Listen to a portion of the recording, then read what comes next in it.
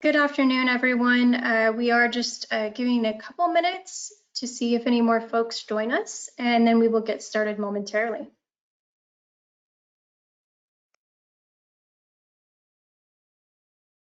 I'm Caroline Charles, a Community Relations Coordinator with the Planning Commission. Thank you for attending the first Mobility Virtual Public Meeting today. We're going to be giving a presentation to go over the proposed updates that will make up the mobility section of the unincorporated Hillsborough County Comprehensive Plan. We are eager to hear your feedback and questions on the draft language, and we will have time to address all of your questions and comments immediately following the presentation. You can submit a question or a comment by typing into the chat box, which you should see on the right-hand side of your screen. Or you can also make a public comment by clicking on the raise hand button to be recognized, and then we'll unmute you so that you can speak. And of course, if at any time you're having technical difficulties, just message us in the chat and we'll make sure that your comments are heard. With that, I'll turn it over to Katrina Corcoran, who is a senior planner with the Planning Commission, to give our presentation. Good afternoon, everyone, and thank you, Caroline, for that introduction. You should all be seeing my presentation, my screen at this time. I will probably go ahead and move my webcam out of the way here. So I am the co-lead on the update of the Hillsborough County Comprehensive Plan mobility section, along with Rich Clarendon of the Transportation Planning Organization. And we will be going over the mobility section tonight briefly. So a brief agenda here, we did just do our introductions. I will be going over the background on the comprehensive plan update. I will be giving an overview on the mobility section, as well as the draft goals and the summarized objectives within the mobility section. We will discuss our project page, schedule, and contact information. And finally, the majority of this time will be open for questions and answers, as well as discussion and comments from you all. And again, we wanted to thank you for joining us as we initiate the public and stakeholder feedback phase. So a brief overview on the comprehensive plan. It sets long-range policy direction for a community, and it is approved by local elected officials. So in this case, the Board of County Commissioners for the unincorporated Hillsborough County.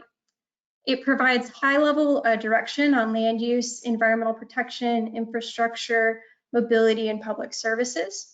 And it is typically updated every 7 to 10 years. So I will note here that the unincorporated Hillsborough County Plan, some of the current elements were last updated in 2008. So we are a little bit past this time frame for update and in need of updating several of these elements. And finally, the comprehensive plan is required statewide at the local level. Again, looking specifically at Hillsborough County's comprehensive plan update, we have been working on this update for a while. It is a multi-year and phased approach to the update. The draft language for each element has been developed via a collaborative process with Hillsborough County staff as well as other agencies. You may have been involved with some of the other sections that have moved forward. So the One Water chapter, as well as the environmental and sustainability section have already been adopted and gone through this process. And currently the recreation and open space, coastal management, and solid waste sections are in progress as a part of the April cycle of plan amendments. The mobility section is also in progress, but as a part of the July cycle. So we are a little earlier in the process than those other sections. And of course, public and stakeholder input is critical. We do want to hear from you, and that is why we're holding the first meeting here today, this virtual public meeting. Additional information on the overall comprehensive plan update can be found at the link here, which we can provide to you either in the chat or afterwards on our project page.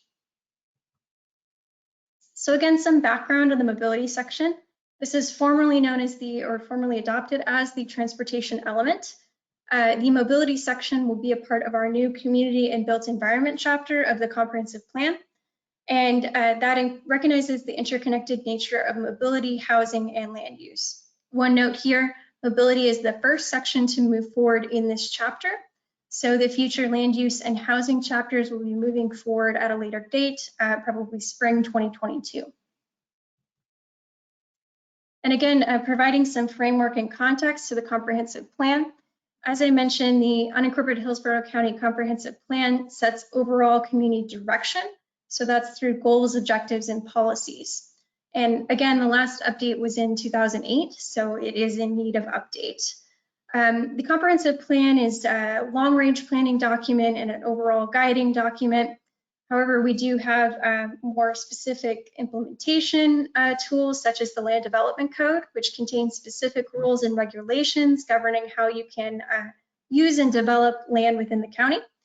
And as well, we also have technical manuals, which are comprehensive guides for ongoing operations and technical and design specifications for projects and development. So the comprehensive plan really lays that foundation, whereas the Land Development Code and technical manuals get into more of the detail.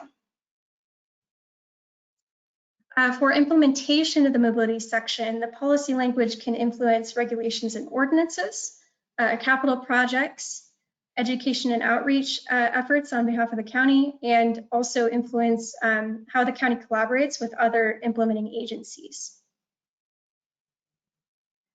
This slide goes over some of the key changes to the mobility section. So I will go into more detail on each of the goals, but this is a quick overview. So we do have a new focus on equity. The first goal is new and entirely focused on that. You'll notice if you look at the draft language that a lot of the objectives and policies in that section are brand new. We are also working to institutionalize Vision Zero. So if you're not familiar with Vision Zero, it is an international movement to end severe injuries and fatalities on our roadways. And locally, it has been championed via the Transportation Planning Organization. So the existing transportation element has a lot of safety language. However, we've updated that and really incorporated the Vision Zero goals into this goal and objectives and policies underneath that. We've also added some language on addressing resiliency in transportation. We have some language establishing multimodal level of service standards. So typically you look at a roadway based on level of service for cars only, but we will also be looking at bicycle and pedestrian and transit standards for those as well.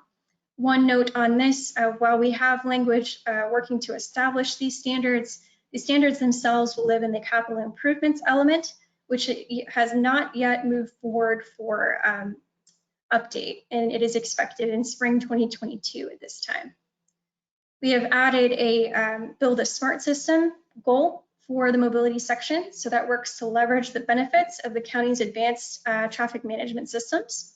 We have worked to update outdated references and concepts. So for example, there are several references to outdated plans within the current transportation element. We've also added a section on preparing for emerging technology. So that includes things like Uber and Lyft, electric bikes and scooters, that sort of thing. And finally, we've incorporated context-based roadway planning and design principles. So what that means in plain English is looking at a roadway and the surrounding land use for it. So for example, if you're in a rural area with a rural road, making sure that you're designing that roadway based on the rural area. That could also be for suburban areas or urban areas. This slide is a brief overview of our goals and contents. So we have a brief introduction, which will not be adopted as a part of the mobility section, just introducing the reader of the policy language to the various goals and what we're trying to achieve with them. We have 6 main goals, which I will go over in detail in the next few slides. We have an implementation and monitoring portion, which is essentially a fancy way of saying that we will have a reference page linking to other documents and implementation standards that county staff are working on. And finally, we have an assessment of conditions, which is more of a mapping inventory. So we'll be updating a lot of the outdated transportation element maps and bringing those up to date with new information. Our first goal is to achieve equitable outcomes, and it reads to build a transportation system that supports the needs of all users with respect to ability, resources, identity, or mode preference. So some of our objectives here include ensuring that engaging the public to ensure that they are able to provide input on all aspects of the transportation planning process. Considering both positive and negative physical and mental health impacts of transportation projects. And finally, recognizing and avoiding repeating past injustices and striving to make sure that alleviate or mitigate disproportionate burdens on underserved communities. Our second goal is to achieve Vision Zero by providing a multimodal transportation system that prioritizes the safety of all roadway users. So some of the objectives include using an integrated safe systems approach, which is an engineering approach to ensuring that roadways are designed for all users and allow for mistakes without resulting in death or injury. So developing and designing improvements based on that. Also protecting vulnerable users through that approach, speed management, so making sure that roadways have the proper speed, and also proper facility design. We would also assist in equitable education and fair enforcement of traffic laws, and also identifying and improving corridors that are prone to high rates of injury. Our third goal is to maintain the system in good repair, preserve assets, and improve resiliency to climate change. So that includes objectives such as maintaining transportation infrastructure while repairing or replacing deficient infrastructure, supporting the maintenance of public transportation assets. So for example, the county can add sidewalk connections or repairs near a HART bus stop, that sort of thing. And finally, maintaining or improving the capability of the multimodal system to evacuate vulnerable populations in the face of natural disasters. Our fourth goal is to provide choices when not driving, and it reads to create a sustainable transportation system that allows people to take their mode of choice to access necessities, opportunities, recreation, and each other. We have several objectives under this section, including establishing and maintaining those levels of service standards that I talked about earlier, not only for cars, but for bicyclists, pedestrians, and transit systems. Also, some objectives related to new development, providing mobility fees to mitigate its impact on the multimodal network, supporting and collaborating with HART to increase transit frequency to higher density and intensity areas, as well as transit-dependent communities. And finally, building a comprehensive pedestrian and bicyclist system for additional mobility options. Our fifth goal is to build a smart system, and it reads to build a smart system that utilizes technology and strategies to improve safety, efficiency, and reliability for all modes of transportation and to meet the needs of all users. This includes objectives such as modernizing the county's traffic management center, increasing person trips and reducing vehicle miles traveled through strategies such as transportation demand management. And that includes things like telecommuting, such as I'm doing right now, as well as shifting mode choice through single occupancy vehicles to things like carpooling. We also have objectives relating to pursuing corridor widening strategically only after lower cost alternatives have been considered, improving multimodal connections to major destinations within the Hillsborough County area. And as I mentioned previously, we have that section on monitoring and supporting emerging technologies and strategies as it relates to transportation facilities. Our sixth and final goal is to ensure compatibility with context. This reads to provide a multimodal transportation system that supports planned future land use, respects historical and cultural assets. I apologize, I have a cat and he gets very excited about planning. Supports the identity of the surrounding community and protects the natural environment. So some of our objectives here include designing roadways appropriate to the future land use category that they go through. So as I mentioned previously, making sure that if we have a road that is rural, suburban, or urban, making sure that we design appropriately based on that context. We also have an objective including to minimize adverse impacts to residential and commercial neighborhoods and environmental land, protecting neighborhoods from adverse impacts of traffic and speeds while providing reasonable access to and from those areas, and finally constructing complete streets to achieve safety and comfort and ability for all users to use roadways. We do have our mobility section project page. You are able to review the draft language there, see what's new versus existing, and compare the adopted language with the proposed. We call those our crosswalks, and they are available at the very bottom of the page under supporting documentation. You will be able to review previous presentations such as this one and other background information there. This presentation will also be recorded and available as soon as possible on this webpage. We do have several upcoming meeting dates that are also on this webpage. Our next is the September 14th briefing in front of the Planning Commission. We are following that with a second virtual public meeting on September 23rd, which will be from 6 to 7 p.m. Following that, we will be briefing the Board of County Commissioners on September 28th. We'll then move into the public hearing phase. So we'll go into a public hearing with the Planning Commission on November 8th and a public hearing with the Board of County Commissioners on December 16th.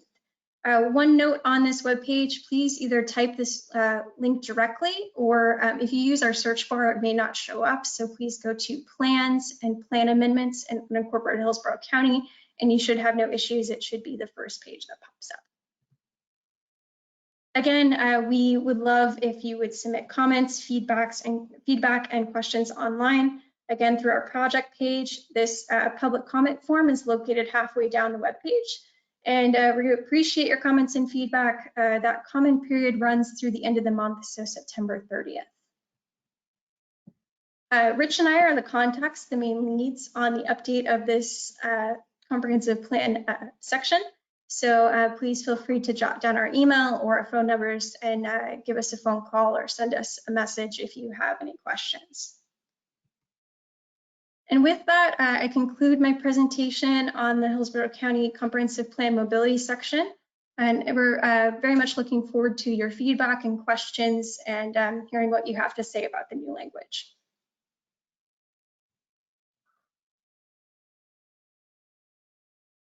So just a reminder, everyone, if you have a question, you can either type it into the chat or you can click on the raise hand button and we will unmute you.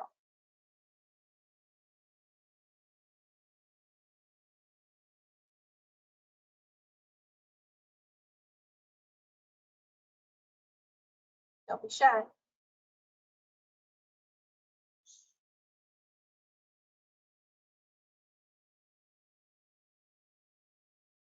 Not seeing any questions or hands raised yet. Oh, I see one. Priya, we have Karen. Looks like she has her hand raised. You could unmute her.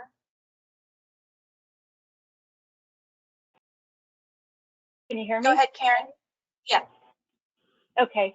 I know that the MPO, or now TPO, did a poll, and they found that 89% of Hillsborough County residents wanted their roads improved. And by that, they meant increasing capacity and maintenance. Where in this mobility section are you improving that major concern?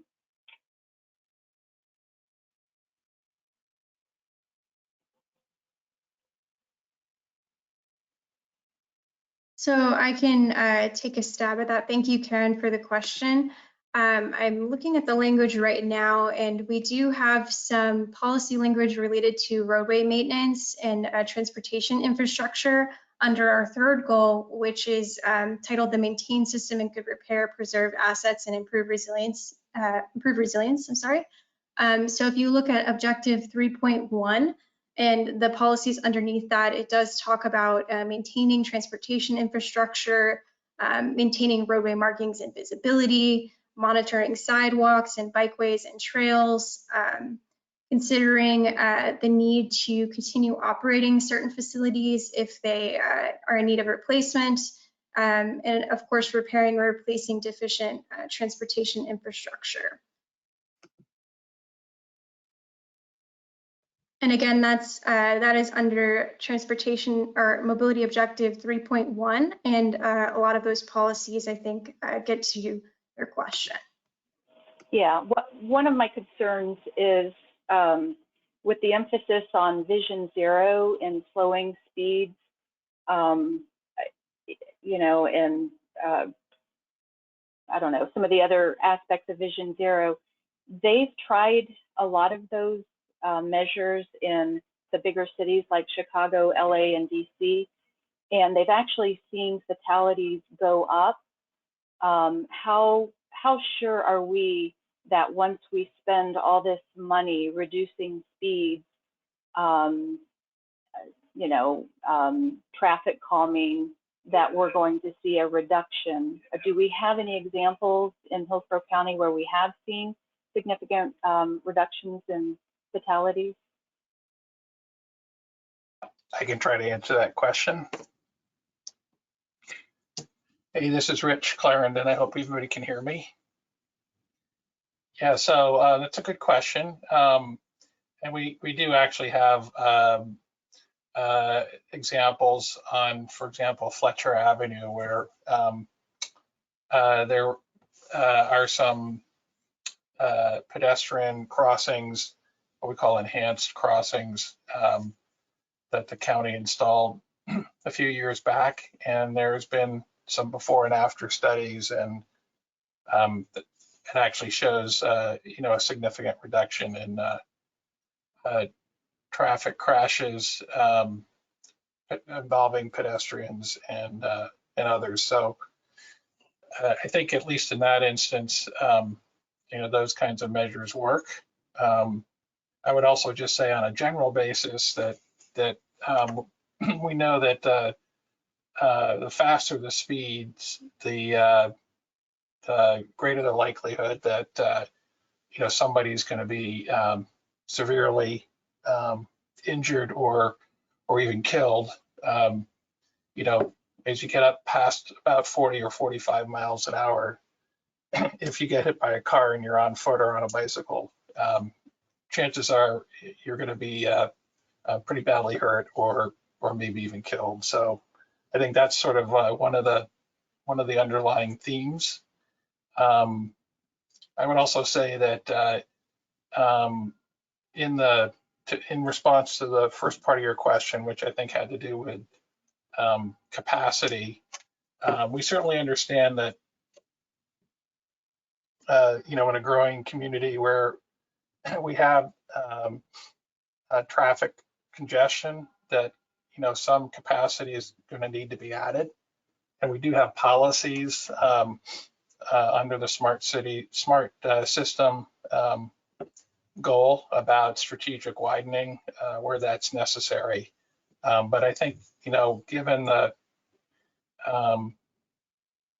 cost of capacity expansions, particularly if it involves acquiring new right-of-way, the policies are written such that we, you know, start by looking at things like, can we move traffic better through congested bottlenecks and, you know, intersections?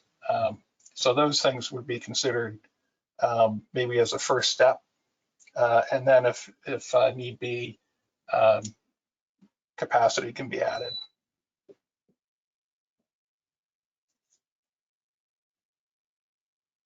And Karen, just to add on to what Rich just said, in terms of that objective, looking at corridor widening strategically, that can be found under objective 5.5 in the draft language. I apologize, I don't have the PDF in front of me, so I can't give you the page number, but you should be able to search for that objective within the PDF document.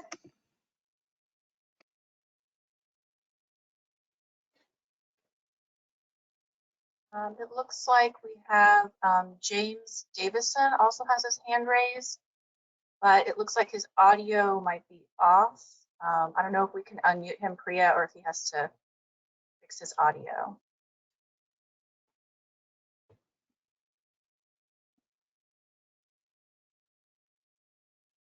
Yeah, I can't unmute him because its audio is off.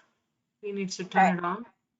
Yeah, James, if you can hear us, if you can select to turn your audio on, or if that's not an option for you, you can also type your question into the chat. We'll make sure your comment is heard.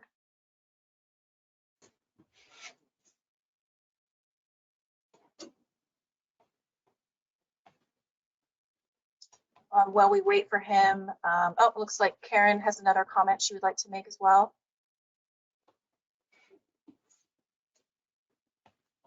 Yeah, where is the chat feature? I'm not seeing it.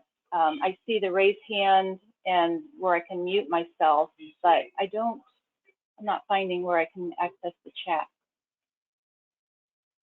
Yeah, it should be on the right-hand side. Priya, I don't know if you can give her any more guidance as to where the chat specifically is. Yeah, if you see all the attendance list, under that, there should be polls, questions. There you can type it. So you can type the question right there. Oh, okay, thank you. I just found it.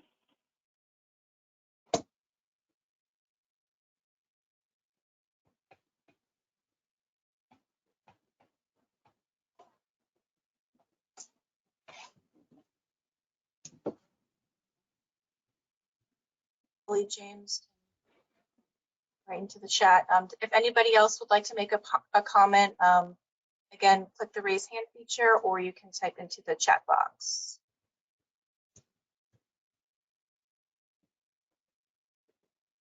I believe the gentleman that was waiting, his name is James. Is that correct, Caroline? James, Davis. if you can't comment, you can also go on our webpage and leave a public comment, or email Rich and I if there are further issues. We can. Can you hear me now? Oh, Yes. Mm-hmm. Yeah, we can hear you. Yeah, I wanted to ask a question about several things. One of the things you were looking at was making sure under the environmental justice section of the webinar, you only considered discrepancies in road construction. It's well documented that there are many things dealing with transit that can be just as detrimental to a community as highway and road construction. And that doesn't seem to be included anywhere in the language.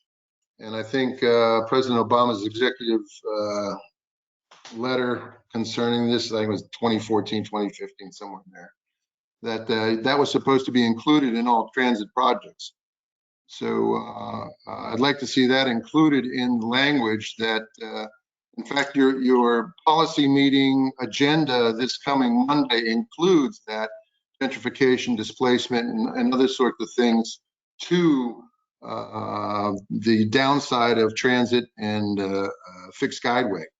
So I'd like to see that included. And then I'd like to see something about including, when you talk about public participation, there doesn't seem to be anything in the language that allows outside groups, such as the gentleman that's provided the boulevard concept, to engage publicly with more than 3 minutes to have their take on what is going on and to actually have a back and forth about the facts.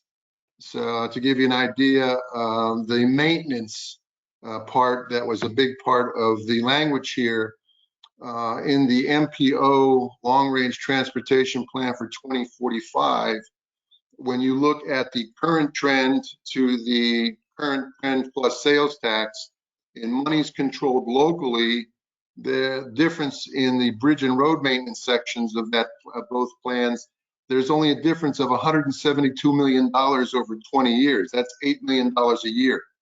That was not brought out by the MPO in any of its discussions.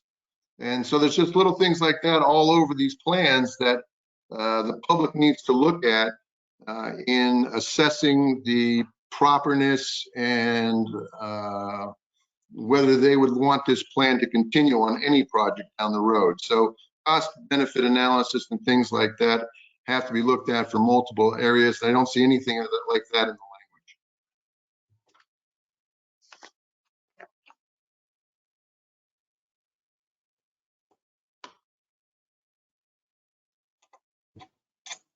Katrina, do you want me to address some of Jim's questions? Sure, I know some of that related to the TPO, so Rich is probably best to answer some of that. I will just chime in, James, going back to your comments on HART. First of all, I very much appreciate your feedback and joining us today. For HART, I mean, what I would say related to HART is that the county can work with HART, but that they are financially responsible for their running the transit agency themselves. The county is not linked towards that. However, I would defer to Rich on further comments on that. Yeah, I would just respond to the applicability of environmental justice provisions. I mean, environmental justice is sort of a federal nomenclature, and it is mode neutral. In other words, it's applicable to anytime, especially when federal dollars are involved. Any projects that are federally funded have to address environmental justice, which essentially looks out for underprivileged, underserved communities, historically underserved communities that have sometimes been on the receiving end of disproportionate adverse impacts. And the gentleman is correct that it's not just highway projects, but especially you know, when you get into transit, where you might have undesirable effects from you know, transit, fixed guideway transit, sometimes maintenance facilities, that kind of thing. They can bring along some undesired effects. So those would have to be considered and addressed. That being said, I think Katrina's correct that those are probably more in HART's bailiwick than they are in Hillsborough counties, because as she points out, HART would be responsible for pursuing any kind of project like that. The other thing I would remark on is the question of dollars allocated to specific projects or types of projects. For example, you mentioned bridge maintenance. The TPO plan really and the comprehensive plan are two separate things.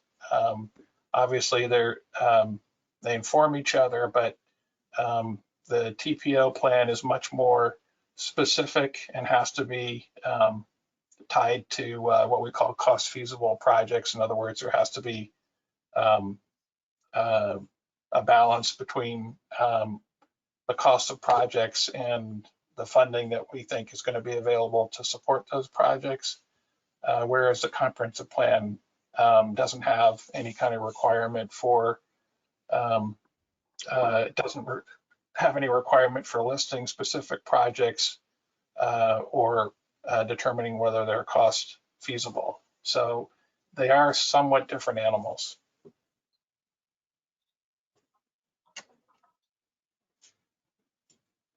And then next, Pamela Gomez had a question. You could unmute her.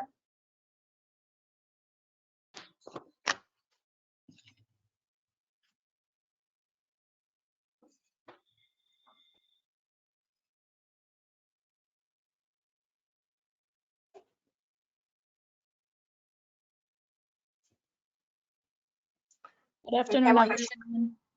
unmuted now. Thank you. Can you hear me? Yes. Oh, good afternoon, everyone. Pam here. I serve as an executive director with the Waimama CDC. The Waimama community has been engaged in a community plan update.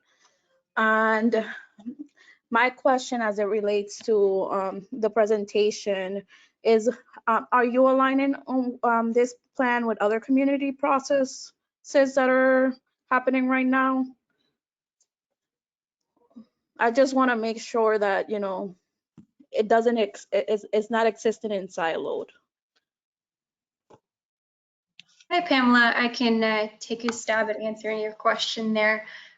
So first of all, thank you for joining us and appreciate the question. I will say that the Planning Commission, as a part of this, has been a very collaborative process. Not only are we ensuring that we have these public meetings to get public feedback and questions answered, but we also have had our multiple staff from the Planning Commission and the TPO reviewing this document. And that includes some of our land use planners who have been involved with the update to the Waimama and RP2 work that is ongoing. So we have been careful to ensure that the language does not conflict with either existing future land use policies and making sure that it is in line with what would be moving forward for those other projects and community plans that you've talked about. I will mention that this is specifically for the entire unincorporated Hillsborough County and not looking at updating any of the current community plans through the livable communities element. But we have taken measures to ensure that lots of staff eyes have been on this to catch anything like that and ensuring that we're not working in silos. Gotcha. And just one kind of to that. So in terms of like communities that are more, disinvested, is there a particular focus when we talk about equities and how infrastructure needs will be ensured for those areas?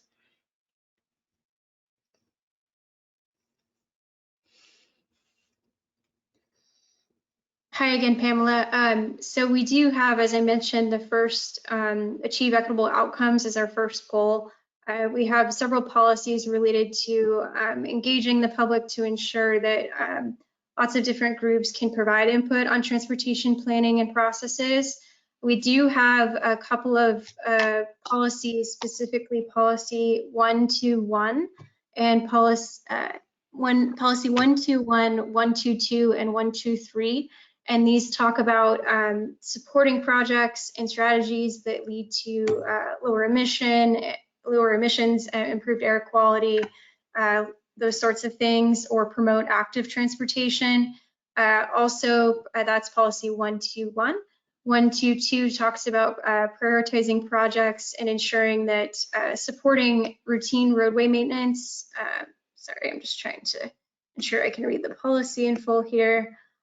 Supporting routine roadway maintenance, infrastructure improvements, benefiting underserved communities, as well as 123, prioritizing projects that enhance access to parks, recreation, healthcare, things of that nature.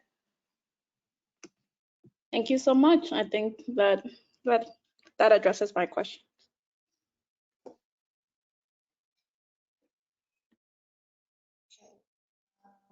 Not seeing any other hands raised at the moment, but anybody has any other questions or comments they would like to make, please raise your hand or type it into the chat.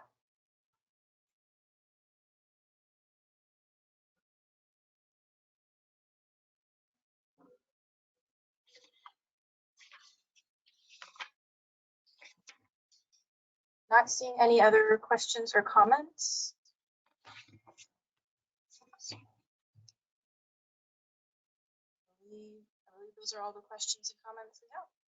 While we're waiting just to see if there's anything else, I would add that we will be having another virtual public meeting on September 23rd. So if you know of anyone that wasn't able to make it tonight, that will be held from 6 to 7 just to accommodate work schedules.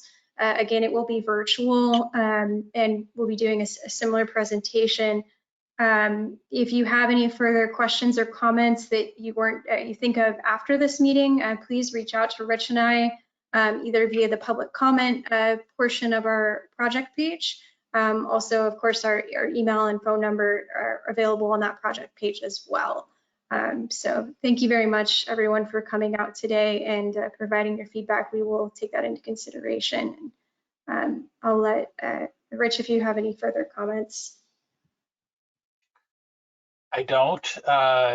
In lieu of hearing more questions or comments from the public, I was going to start to read through the frequently asked questions, but I think I'll spare everybody that and just say that they are in fact on our website on the project page. If you scroll down to the bottom of that page, there's a series of about, I guess about 10 questions that often come up related to the comp plan, as well as the mobility element or section in specifics. So if you don't, if you have time, you can look at that at your leisure. And we will try to add to that list as we get more questions and comments from the public.